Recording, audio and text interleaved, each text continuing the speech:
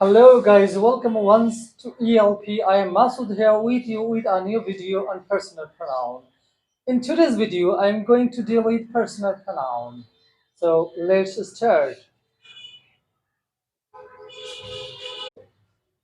So before entering into the main lesson, today's main lesson, personal pronoun, we should know what pronoun is. Pronouns are those words that we usually use in sentence instead of noun. Pronoun হচ্ছে যেটা আমরা বাক্যের মধ্যে subject মানে নাউনের পরিবর্তে ব্যবহার করে থাকি সেটাকে বলা হয় প্রনাউন। যেমন আমরা pronoun the most common personal pronouns are he, she, you, we,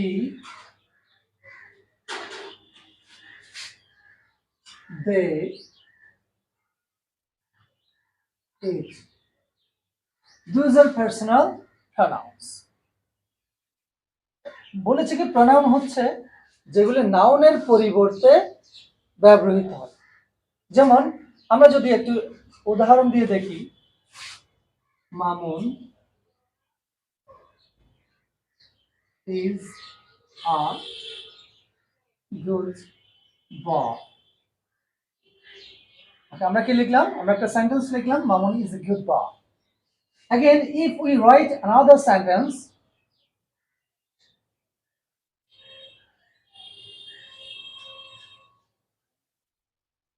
regularly.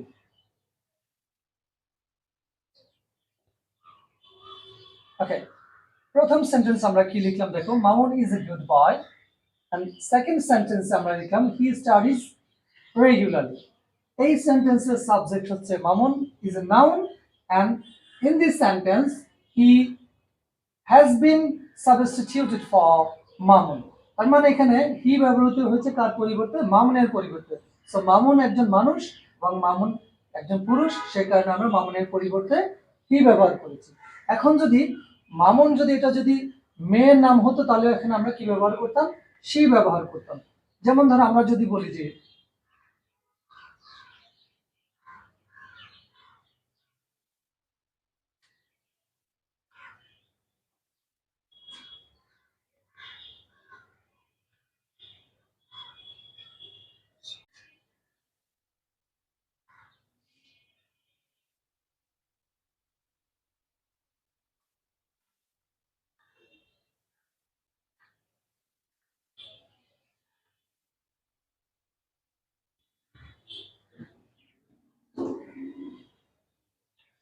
আচ্ছা, আমরা এখানে দুটো সেন্টেন্স লিখলাম, বয়েজ আর ভেরি নটি, ছেলেরা খুবই দুষ্ট।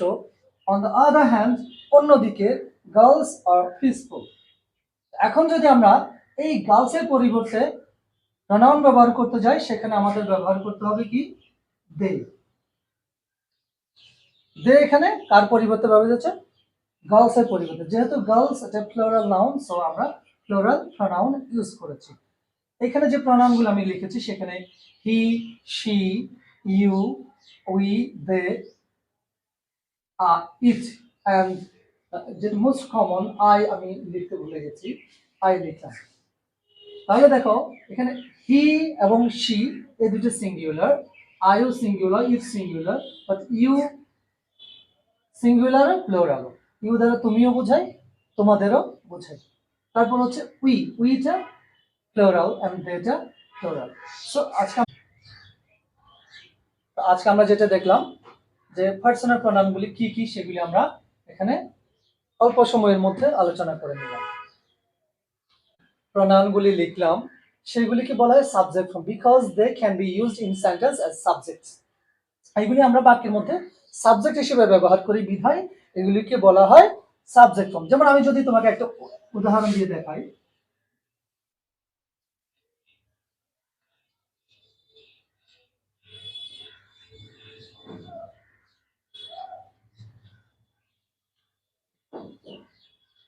আমি এখানে একটা সেন্টেন্স লিখলাম, Nayan is a poor boy, he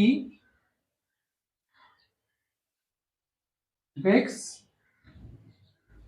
from do to do, সে দাঁড়ে দাঁড়ে ভিক্ষা করে। তাহলে এখানে দেখো এই যে নয়ন, এটা হচ্ছে এই সেন্টেন্সের সাবজেক্ট।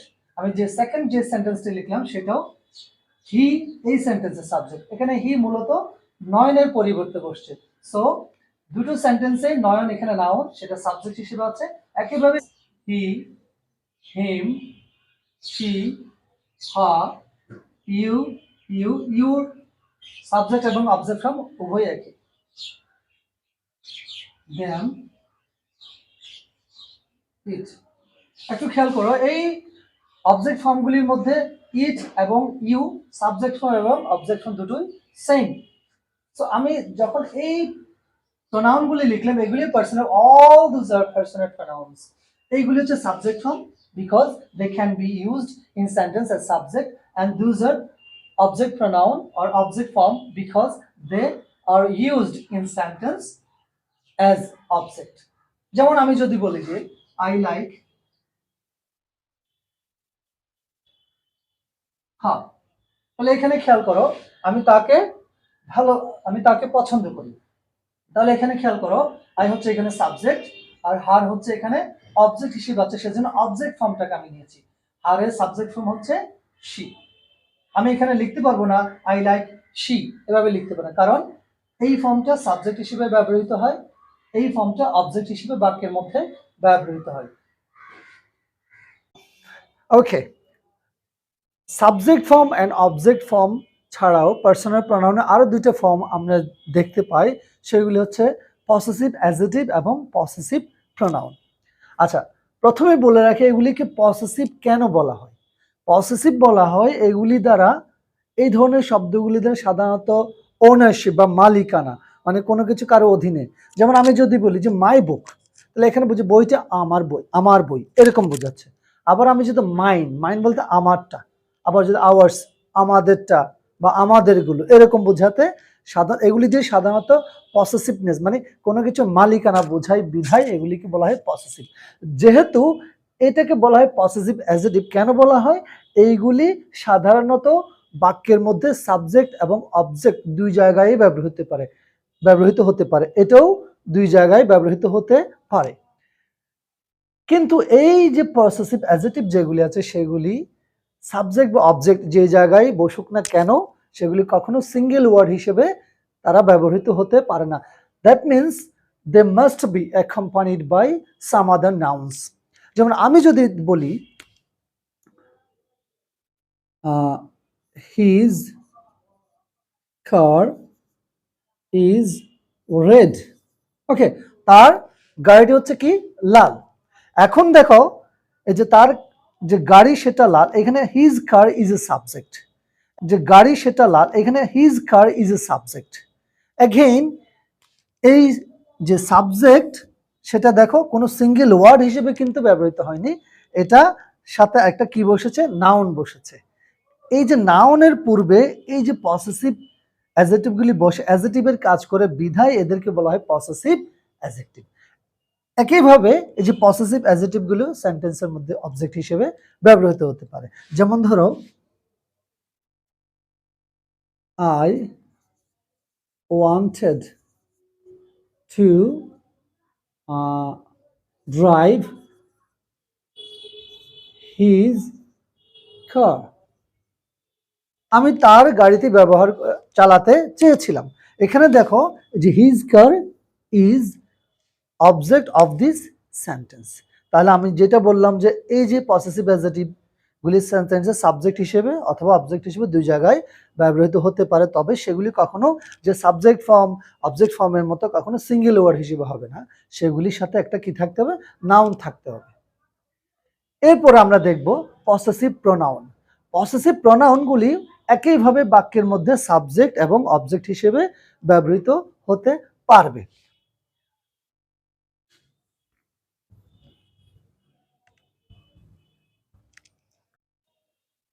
দেখো পসেসিভ প্রোনাউনগুলি সেন্টেন্সের সাবজেক্ট অথবা অবজেক্ট হিসেবে ব্যবহৃত হতে পারে, তবে সেগুলি সিঙ্গেল ওয়ার্ড হিসেবে ব্যবহৃত হয়। যেমন আমি এখানে দুটো সেন্টেন্স লিখেছি, সাকিব বলল মাই ফ্যান ইজ লস্ট, আমার কলম হারিয়েছে বা হারানো গেছে। Rakib mine is also lost.